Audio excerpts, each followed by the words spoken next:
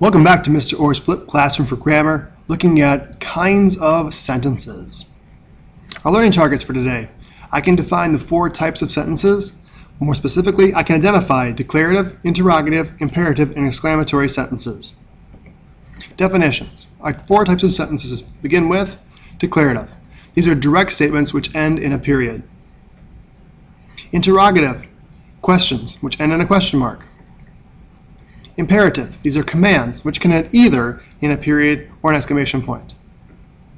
Exclamatory sentences which express strong feeling and end in an exclamation point.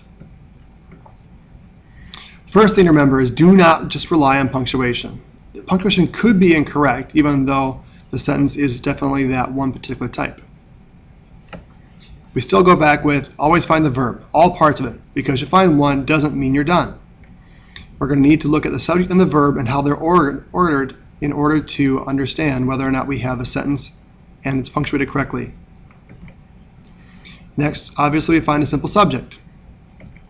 Now, if there's a situation where you can't find a simple subject, there's a possibility it might be what's called you understood, or if you write it down, it's you in parentheses.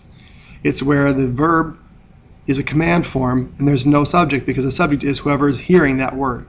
If it's close the door, close is the verb. Who's supposed to close the door? You are, because you heard or were directed to close the door.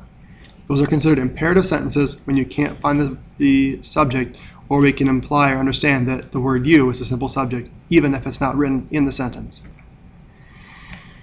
Alright, so once we've found that simple subject and the verb, and that includes verb phrase, by the way, we can start determining which kind of sentence we have.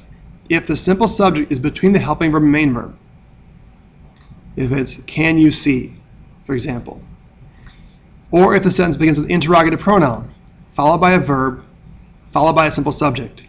What is it? For example, both of those are examples of an interrogative sentence. Is it possible to combine those two? Absolutely. You can have interrogative pronoun, helping verb, simple subject, main verb. What did you see? Would be an example of an interrogative as well. If the sentence appears to be saying nothing, but can be expressed with strong feeling, or if a sentence begins with an interrogative pronoun, simple subject, verb, what it is exclamatory. You'd be wise to go back and write down the examples for number 5. What is it is an example of a question, versus number 6 for exclamatory, what it is. And we can always default back to what we do for number 7 for steps, which is if a sentence just appears to relate information about a subject, it's declarative.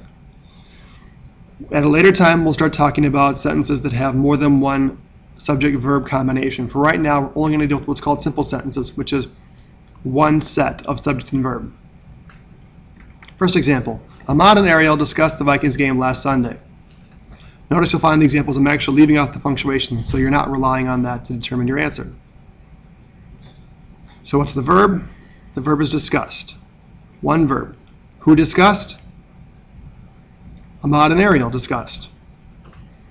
So in this case, we have subject in front of verb. Yeah, it's a compound subject, but still subject in front of verb. Look at the rest of the sentence. We've already found the subject, so it's not you understood. It's not imperative. We look at that statement, and it is a statement. There's nothing about that that says we should exclamation point after that. It does not begin with interrogative pronoun, nor does it begin with a helping verb. Therefore, we're going to include that it's declarative. It's just the facts. Next example, take out your notes. What's the verb?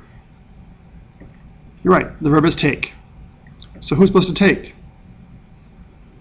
It doesn't say directly, but if I said that sentence to you, you would understand that you are supposed to take out your notes.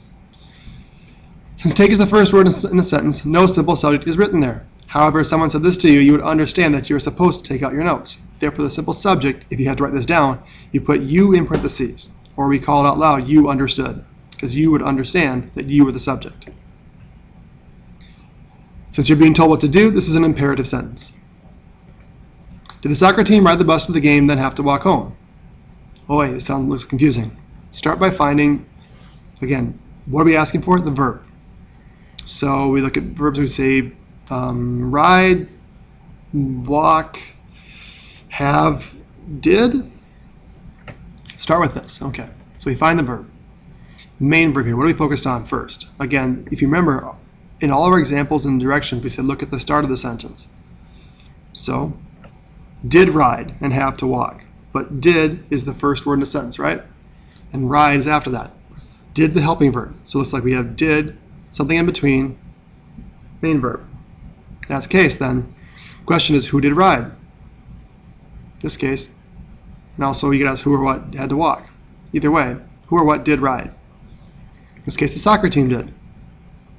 Soccer team is a simple subject. So if we go back to our examples where it's helping verb, simple subject, main verb, that's going to be an interrogative. You add a question mark at the end. What an amazing day this is. Starts with an interrogative pronoun. Those are the W's in case you missed that before. And so our first thought might be, well, it's a question then. Well, is it? What's your verb?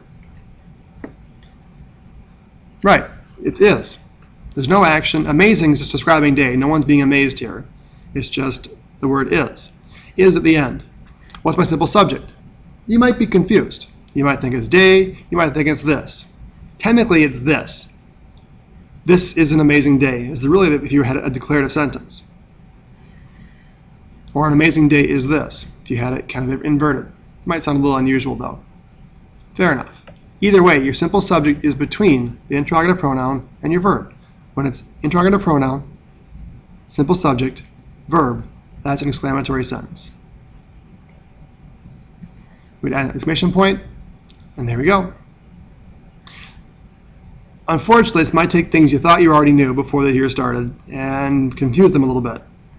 Sometimes you have to back up and make sure you understand things fully before you move forward. This is going to be important information, especially as you become a better writer. So take your time. Remember to make sure you ask for questions when you come to class if you're not making sense of this. Do your best in the practice and keep at it. This will become clear as time goes on. Good hunting.